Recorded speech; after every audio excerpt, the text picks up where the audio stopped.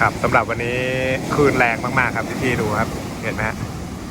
มีเผลอแป๊บๆนะครับจะ6 โมงครึ่งแล้วนะครับ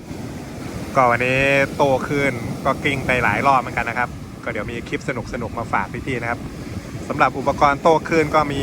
อุปกรณ์ไม่มากนะครับก็จะมีไม้พายนะครับแล้วก็สายเซฟตี้ไม้พายนะครับ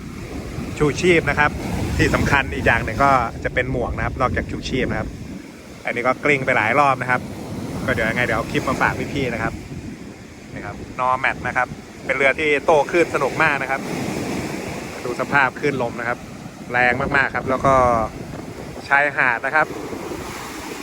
คลื่นแรงไม่แรงพี่ๆดูจากชายหาดนะครับชายหาดเรียบๆนะครับเซาะจนกระทั่งขึ้นมาเป็นคันเลยนะครับเห็นไหมคลื่นก็จะเซาะมาเป็นคันเลยนะครับก็อาทิตย์หน้าก็มาลุ้นกันนะครับเสาร์อาทิตย์หน้าว่าคลื่นลมจะเบาหรือเปล่านะครับดูจากสถานการณ์ตอนนี้แล้วนะครับ